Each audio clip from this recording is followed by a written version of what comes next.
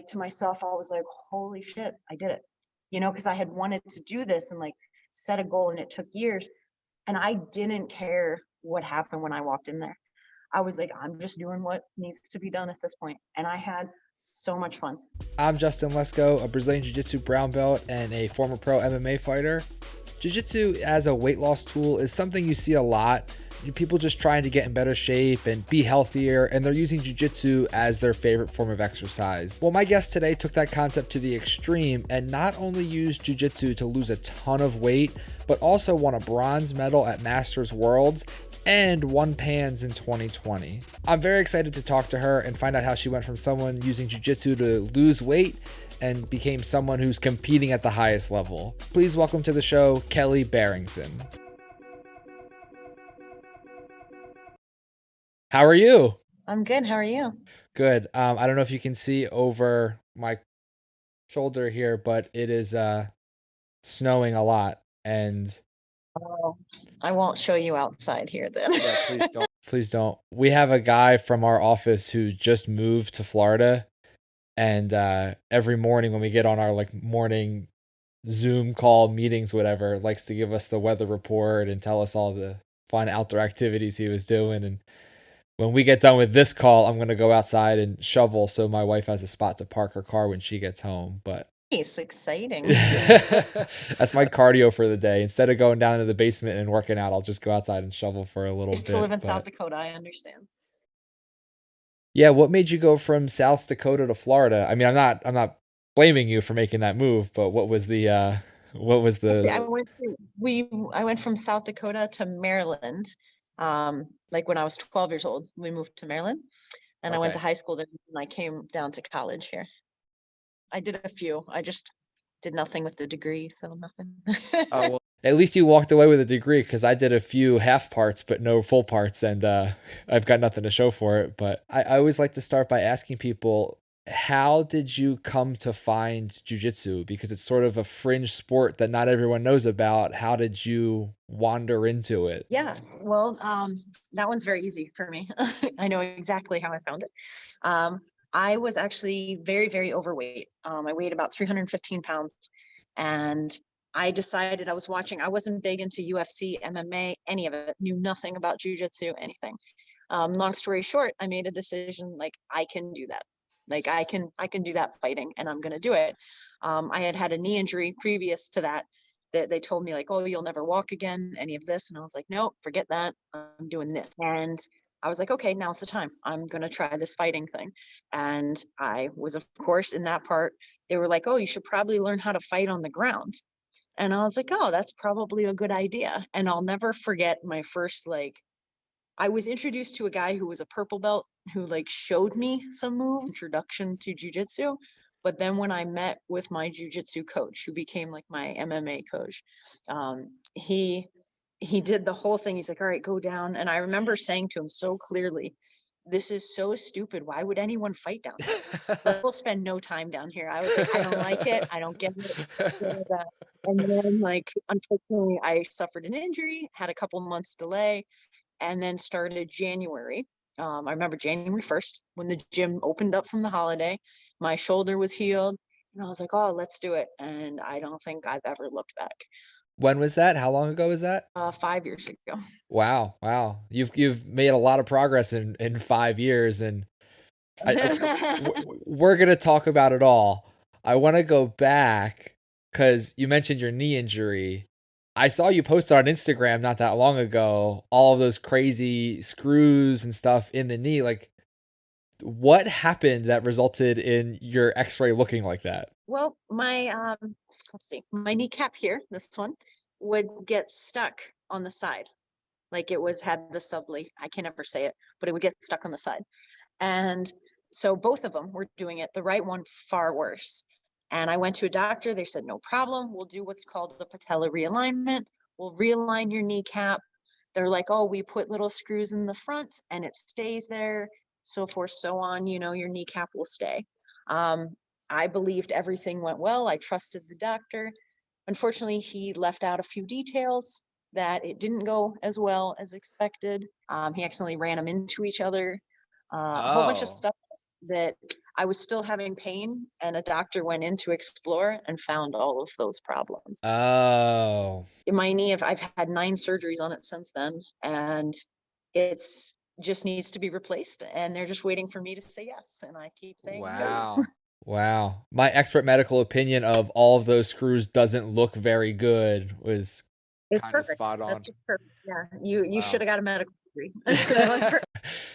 all those years I wasted at school. I could have been a doctor. Does that obviously plays a part in training, and is it limit you at all? And Absolutely. My knee doesn't bend to my butt, so like being in someone's guard, I can't sit back on the right side. So I have kind of invented, and one day I think I'll write a book or make like a BJJ fanatics or something that's called Jiu Jitsu minus a knee, you know? And that's a very catchy title. I think you'll sell. That's a good title. we have another guy who comes here, and he has the same knee and different injury, but same knee concerns. And I'm like, let me show you this and this and this. This is what I have found over the years. And of course, like when learning positions, I wanted to learn them all. And luckily it was a little better at the time. Like white belt, it was okay. Blue belt, it was just getting there. Purple, it started to have to change a little bit. And now it's a whole new game because I'm like, Yeah. well, no, You may have already said it and I missed it, and so I'm sorry. This knee injury, this was before you started doing jiu-jitsu or in the beginning of doing jiu-jitsu? it had already, the screws were well in there before anything, because the reason I gained so much weight was from knee injuries and not being able to walk and all of that. So You know, you mentioned losing a ton of weight, and I think you're probably very unique in that you wanted to beat people up first and then did jujitsu. I think a lot of times it goes the other way around. But when you had this thought of like, I want to fight people, was that solely because you wanted to lose the weight from the knee injuries, or was that sort of losing the weight was like a collateral benefit? Like, you know what I think it was is it gave me, I'm very goal driven, and it gave me a goal.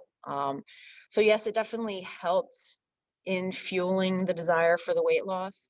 Um, but I can't say that like that's why. Like it was actually Ronda Rousey that I watched. She just all these things coming out doing great. And I was like, I don't see why I couldn't do that. Yeah. You know, I don't see why Yeah. not. I am 315 pounds. They don't have that weight class. 2, I can't walk. And 3, I don't know what I'm doing. Like, and so I was like, you know what? I'm just gonna do it. Like, I'm just gonna do it, and just did it. Like, there was, Yeah. my process was 100% different, than anyone I've heard. Like, I went to, like a CrossFit style gym to start losing weight, and I couldn't do anything, like not a jumping jack, nothing. And so I did it my own way. Like, I would do 2 classes in a row. I'd be there for 2 hours, and it would take me 2 hours to do like one tiny section of the workout people were doing in 15 minutes. But it worked. And slowly but surely, like there was a little more, a little more, a little more. And now it's completely different when it comes to jujitsu. But the beginning had nothing to do with wanting to fight on the ground. I wanted to punch people. It was more about, all right, well, we're gonna get there. We're gonna get to the punching people part. But I think that like obviously you had that determination of like I'm gonna do this. I'm just gonna keep grinding and keep showing up. But I think that not just with like weight loss or white belt or blue belt blues, but I think that's a thing that jujitsu really shows you. Can I keep showing up or can I not keep showing up? And I think but you had a lot of hurdles that would make someone not want to show up. Was there ever a time where you were close to just like, all right, this is too hard? Or did you always have that mindset of like, I'm just going to keep going until I get where I want to be? there were brief moments where it would be like, oh man, my knee is really shot. And it's like, okay, well, it's jujitsu or everything else. I can do one or I can do everything else. I of course chose jujitsu, Yeah. but Obviously. Smart choice. That was a good pick. thank you, thank you. Um, it's, I can't say I ever had the blues. I ever had any. There was pure determination. Like, I mean, brief moments of like, oh crap, and it turned more into like, okay, you just can't do that position, Hmm. or you just can't do this one thing, or we're gonna have to change this a little bit, or but there was never a moment. I mean, I have had shoulder surgery, this surgery, broken nose, broken ribs, like, and I'm like, no, I'm still gonna just go ahead. I've never been like frustrated with the sport, with myself, of course, but like with the sport, with any of it, like, no, I've really enjoyed it since day one.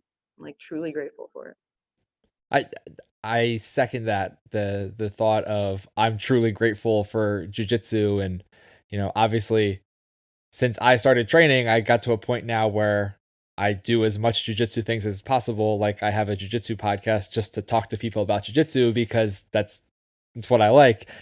But can you remember a time of the mindset switching a little bit to this is what I want to do to I'm really, really good at this and now I'm going to go from just trying to do it to I'm going to trying to perfect what I do?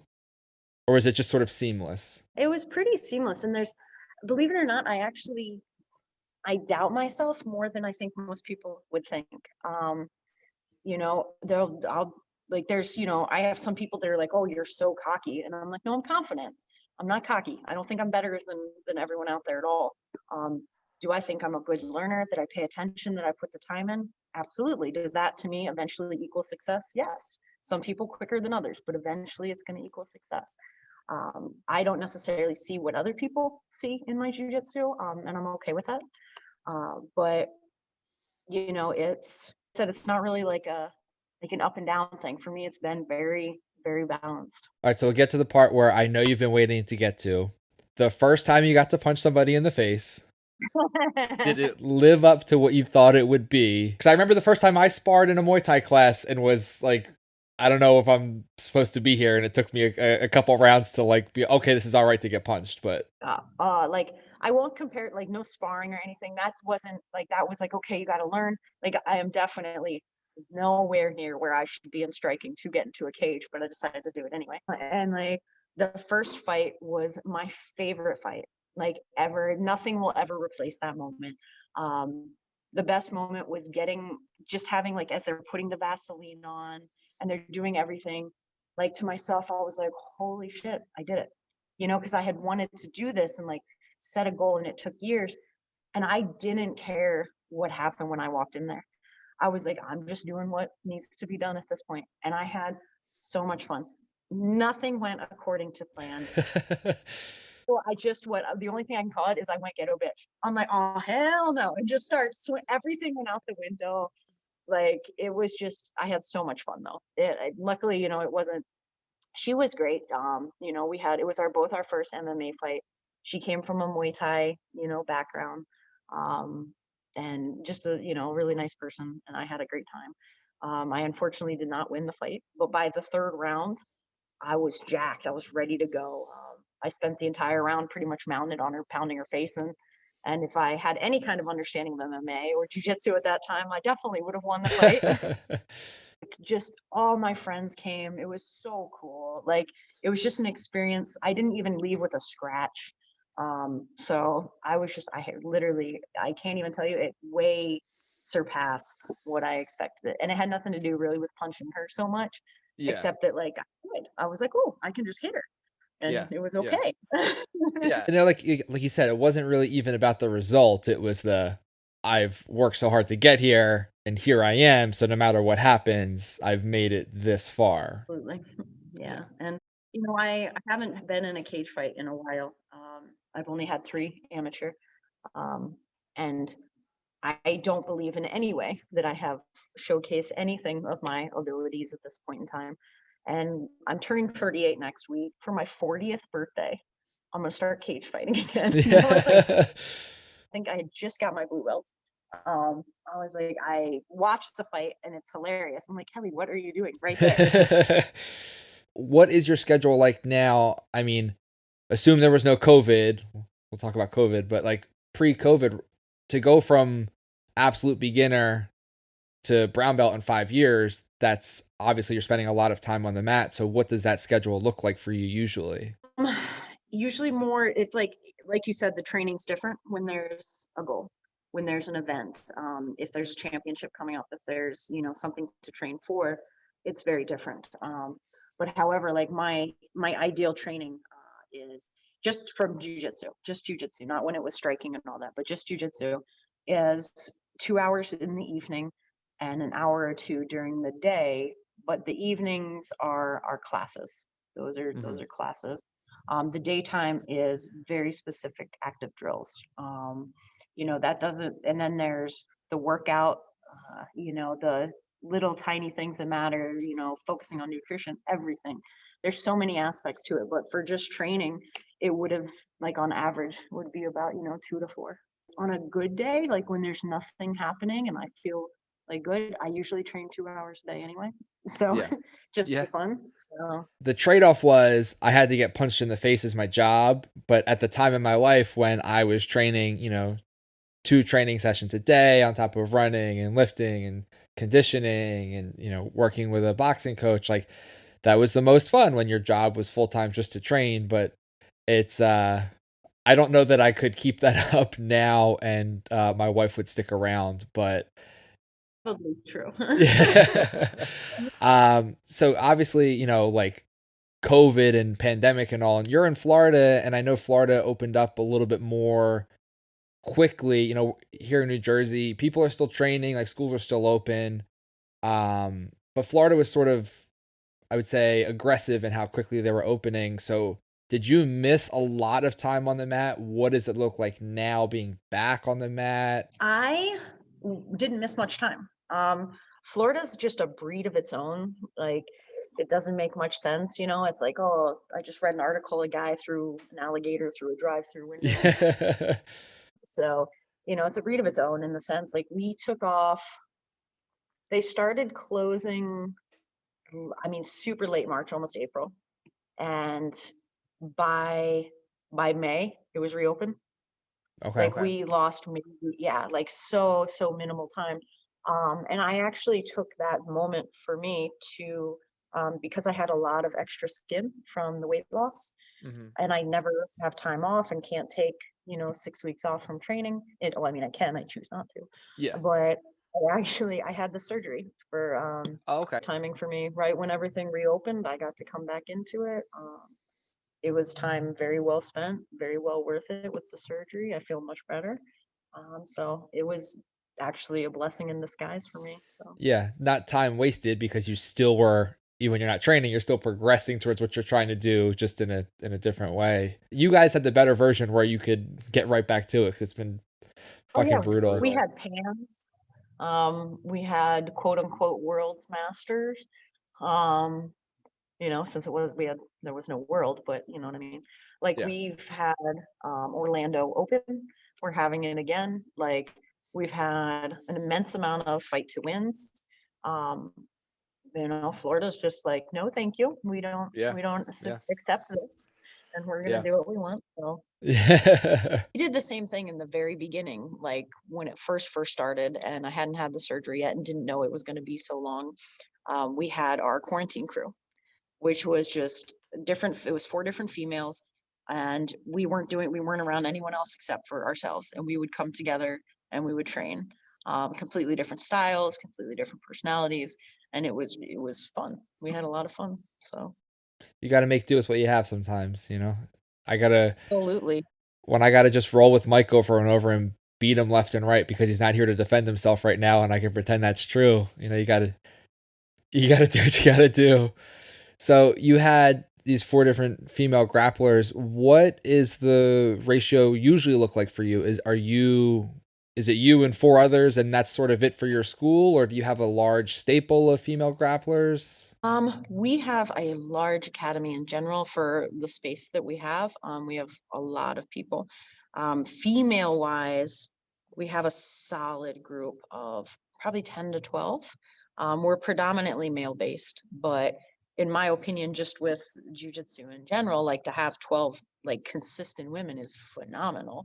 It's not as easy to come by as people would think. Like, a lot of women train, but all together all the time, like on a daily basis, is pretty cool. And I mean, for me personally, like, I know there's a lot of controversy and opinions and this and that on females, and oh, not treated equally and da da da. I can't say I've ever felt that. you know. I love training with men. I prefer men to women. I don't have to I don't have to hold back on my strength, you know, like I can give you a little face smash and it's like, Yeah. are you okay? And I mean, I have one there's one female Kathy who this poor thing is got to be just so tough at this point because I just smash the crap out of her constantly when drilling and she's now good with it. So I'm like, see, you're so petty now. You toughened her up. I don't remember if it was in Florida or not, but the Fight to Win did the all female card. That was here. Yeah, Seth threw it in Miami. It was in Hmm. Miami. I definitely went to that one. I went to the one the week before because my professor and a bunch of my teammates fought. And then we had one female fight on the female card. I chose to give myself some time off, so I was like, no, thank you. We're Yeah, not doing yeah. it. But it was really cool to see. Um, I really hope they don't on the other. I don't want them separated because my Yeah. my team my team's mostly men. That's who I would want to fight with. I'd want to fight with my team.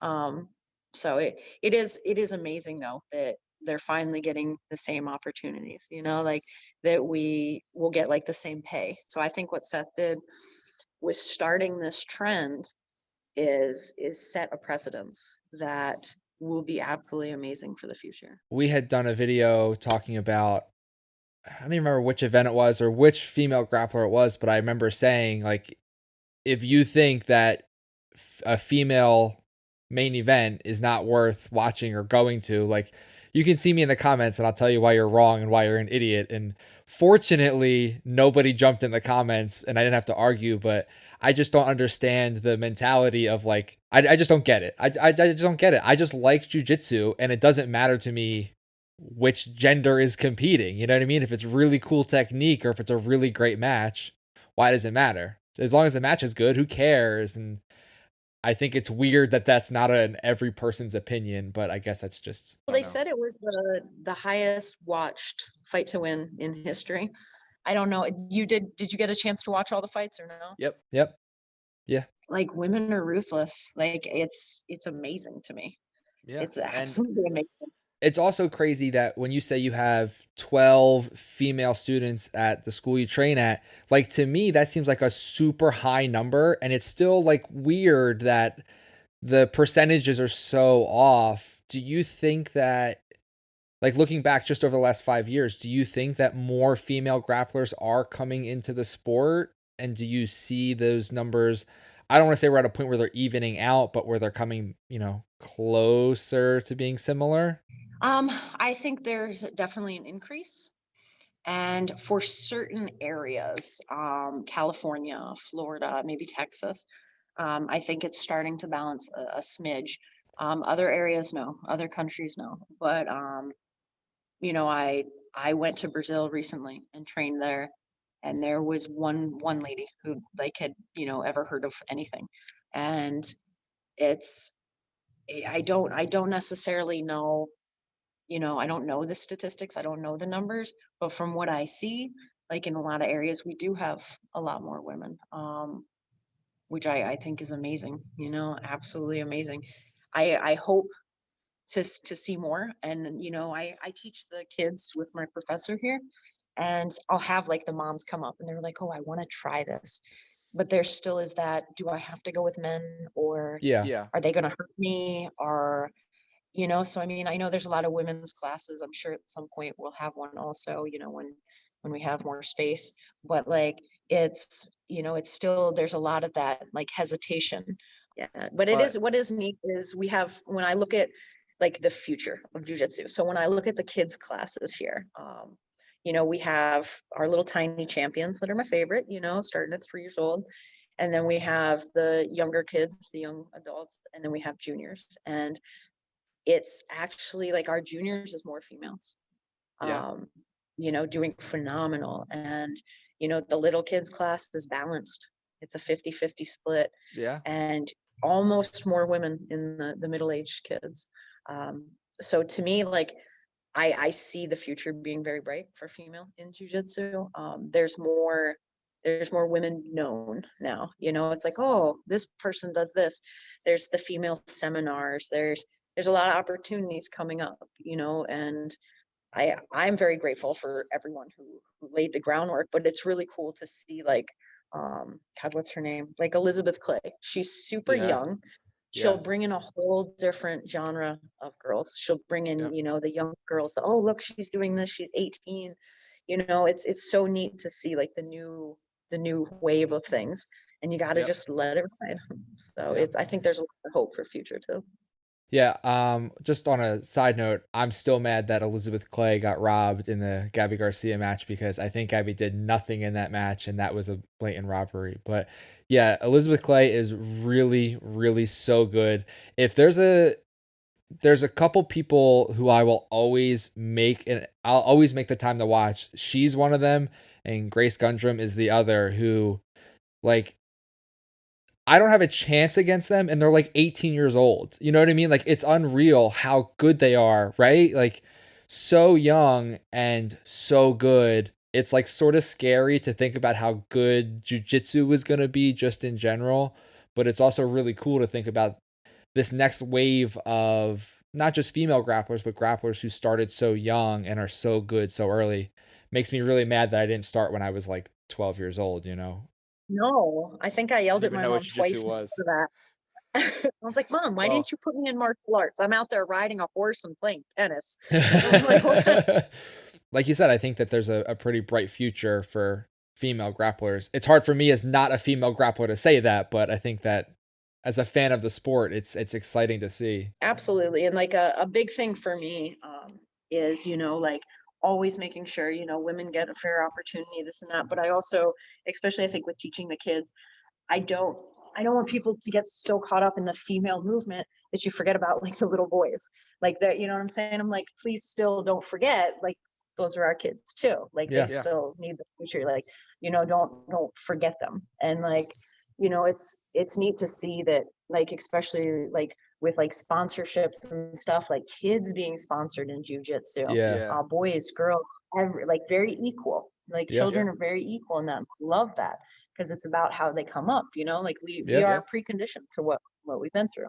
And I'm like it was easy for me to get sponsors, and I was surprised because I'm like, oh, I'm not this like well-known female, and I'm not this and I'm not that. But people really genuinely are all about right now, female empowerment, like helping women out. And I think it's awesome, like Yeah. just moving things quickly. It's really amazing to see.